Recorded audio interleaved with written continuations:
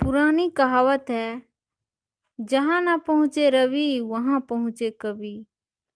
ऐसे ही एक कवि एक बाग से गुजर रहे थे।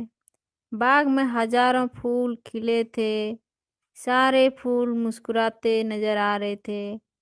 उस बाग का नजारा स्वर्ग के समान था।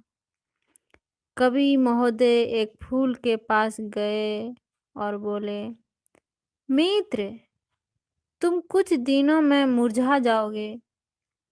तुम कुछ दिनों में इस मिट्टी में मिल जाओगे।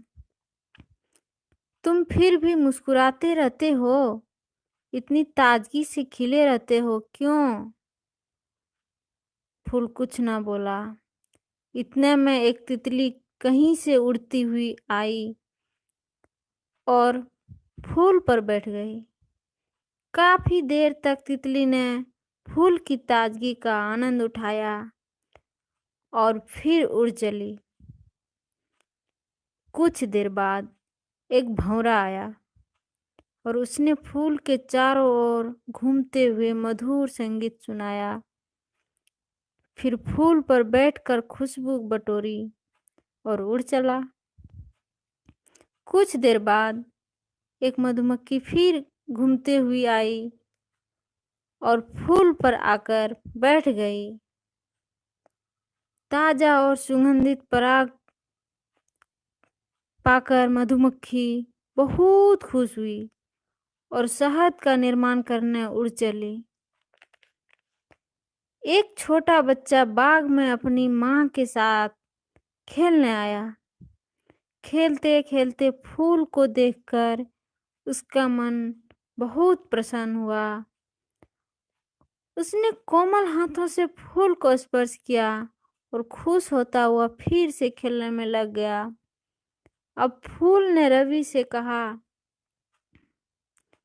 देखा, पल भर के लिए ही सही, लेकिन मेरे जीवन ने ऐसे ही ना जाने कितने लोगों को खुशियां दी है। इस छोटे से जीवन में ही मैंने बहुत सारे चेहरों मुस्कुराहट बिखरे हैं। मुझे पता है कि मैं कल मिट्टी में मिल जाऊंगा, लेकिन इस मिट्टी ने ही मुझे यह ताजगी और सुगंध दी है, तो फिर इस मिट्टी से मुझे कोई शिकायत नहीं है।